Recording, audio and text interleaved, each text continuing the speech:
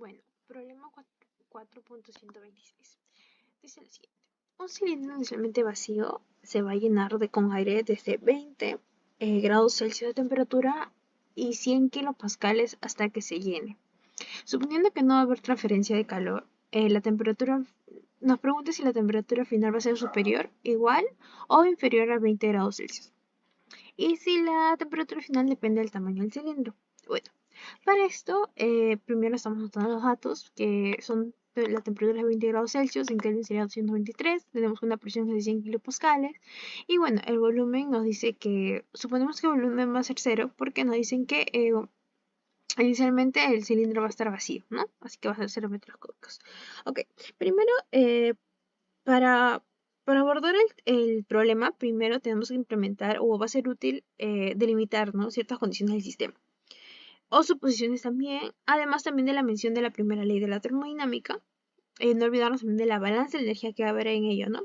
Primero, para las delimitaciones, podemos decir que, como vemos, va a ser un sistema cerrado, en que donde la masa va a entrar hasta que se llene y no va a haber salida de masa durante el proceso. Además, no va a haber transferencia de calor. Se asume que, como bien nos dice que ahí mismo en el texto dice que no hay transferencia de calor, entonces, lo cual tiene que decir, nos dice que va a ser un proceso diabático, ¿no? Por lo que no va a haber intercambio de calor, y ya mencionando para la primera ley termodinámica, el calor va a ser cero, a lo cual se va a anular. Además que también sin trabajo. ¿Por qué sin trabajo? Ya que, bueno, no se va a realizar el trabajo en el sistema, ya que el cilindro no va a cambiar el volumen y no va a haber fuerzas externas que realicen el trabajo mecánico sobre el aire, ¿no? Entonces también se eliminaría el tema del trabajo.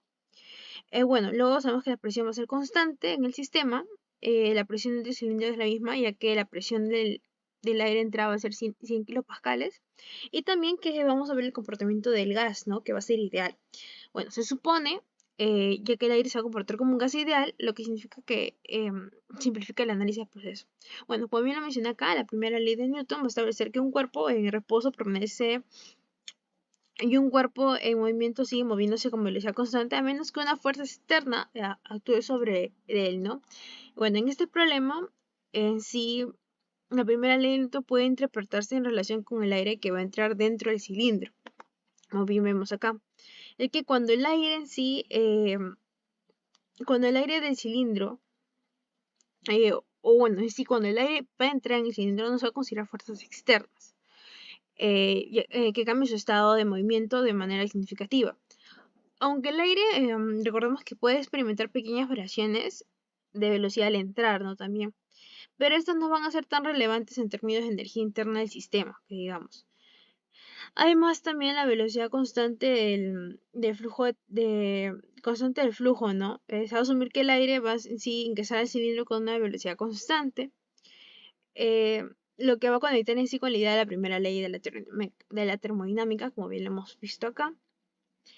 Bueno, como bien mencioné, al no haber transferencia de calor,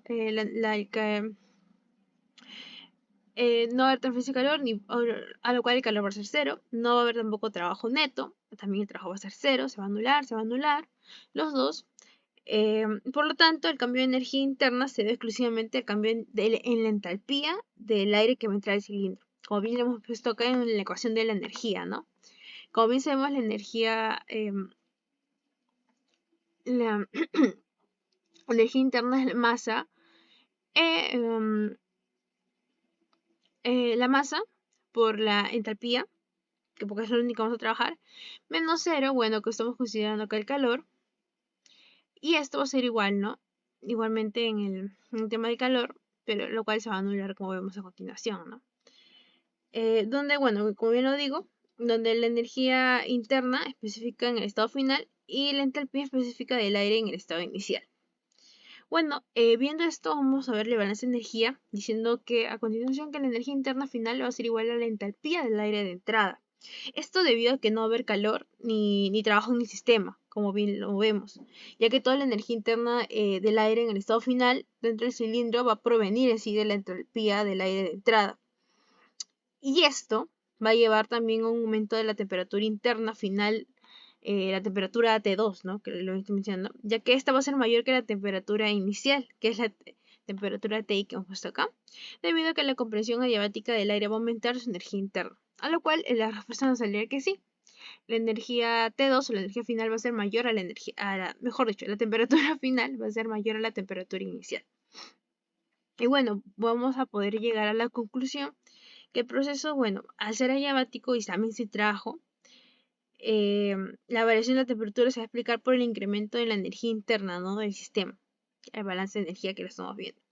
Y también que no va a depender del volumen del cilindro, ya que la ecuación de energía y continuidad no involucra directamente el tamaño del cilindro, como lo vemos.